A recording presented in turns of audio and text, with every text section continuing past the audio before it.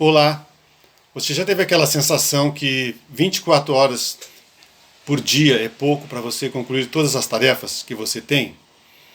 Pois é, uma notícia que não é muito boa é que o dia vai continuar tendo 24 horas. Então, o que a gente pode fazer, na verdade, é, é mudar o nosso comportamento. Dicas de passagem, né? Na vida, os resultados, todos nós, dependem essencialmente do nosso comportamento, sejam eles resultados bons ou ruins, né? Em relação à gestão eficaz do tempo, existe um entendimento comum que o que mais conduz à eficácia na gestão do tempo é um bom planejamento. E também existe um outro entendimento comum, que esse planejamento precisa ter uma revisão, precisa ser feito num período semanal.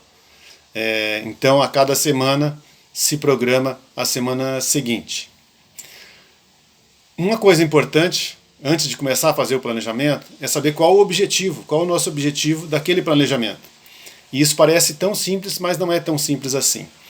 Porque na nossa vida nós desempenhamos várias funções e muitas delas desempenhamos paralelamente. Então nós somos pai, nós somos mãe, nós somos marido, esposa, professor, somos gerente de projeto, somos gerentes de produto, somos líderes de equipe.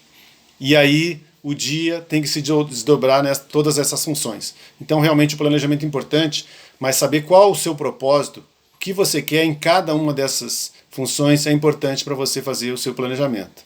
Né? Se a gente não sabe exatamente aonde a gente quer chegar, fica mais difícil de fazer o planejamento. O Stephen Covey, que é o autor do livro Os 7 Hábitos das Pessoas Altamente Eficazes, ele classifica as atividades que gastam o nosso tempo em 4 tipos. Vou mostrar aqui para vocês. Então ele classifica as atividades em atividades urgentes e importantes.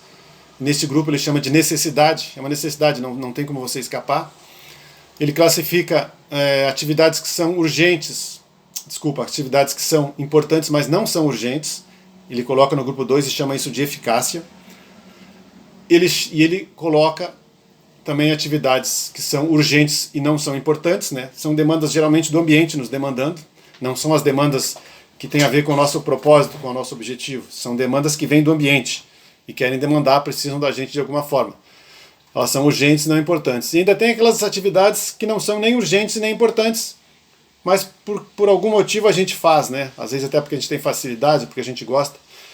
Então, o que a gente precisa fazer com as atividades do quadrantes 3 e 4, a gente precisa simplesmente se livrar dessas atividades. Nós precisamos eliminá-las, delegar se fosse possível, ou ter a coragem de parar de fazer essas atividades.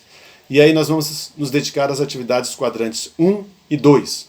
1 é urgente e importante, pode ser uma atividade que se você não fizer vai gerar um grande prejuízo, você precisa fazer. E a 2, elas são atividades que, segundo o Stephen Covey, geram eficácia, mas elas não são urgentes. Então a gente tem a tendência a empurrar com a barriga e não realizar essas atividades. Então são atividades, por exemplo, atividades de planejamento, feedbacks, melhoria do processo, são atividades que nos conduzem à eficácia, mas que como ela não é urgente, por exemplo, praticar atividade física faz bem para a nossa saúde, é importante para a nossa produtividade, a gente estar fisicamente. A gente fazer um acompanhamento da nossa saúde é importante, mas a gente tem a tendência a empurrar com a barriga, correto? O Stephen Covey até brinca com a gente, ele provoca a gente no seguinte sentido: quando é que você vai parar de matar mosquito e consertar a sua tela? Porque você está tão envolvido ali na matança de mosquitos que não consegue tempo para arrumar a tela.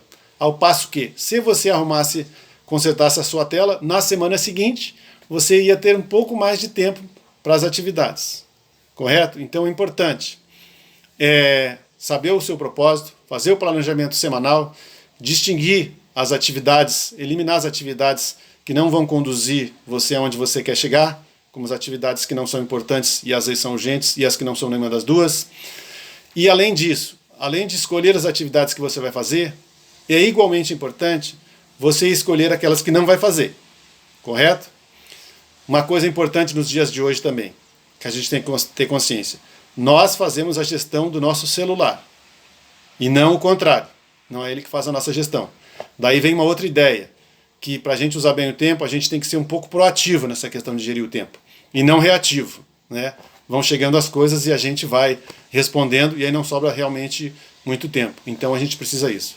Quer ver uma coisa que é bacana também, fazer um planejamento, uma coisa que ajuda, é ter dias, dividir por dias. Fica mais ou menos assim um molde de planejamento ou matriz que acaba que você ajuda. Então, por exemplo, você tem um dia que você vai fazer atividades de planejamento, de feedback, de melhorias do processo, de ponto de controle, certo? Talvez um período, claro que você não vai ter um dia todo para fazer isso, mas de repente um período, né? Um período da manhã ou um período no final da tarde, essas atividades seriam melhor no início da manhã, né? Então seria uma maneira. Visitas a clientes num dia, reuniões com fornecedores num outro dia, tentar na medida do possível fazer isso, tá? Possivelmente você já faça um planejamento e até um bom planejamento, mas eu aconselho que você sempre tente aperfeiçoar, sempre dá pra gente melhorar.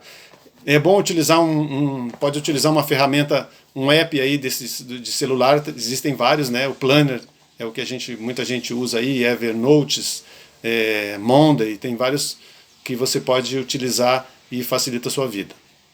Ok? Espero que essas informações contribuam para o seu planejamento ser mais eficaz.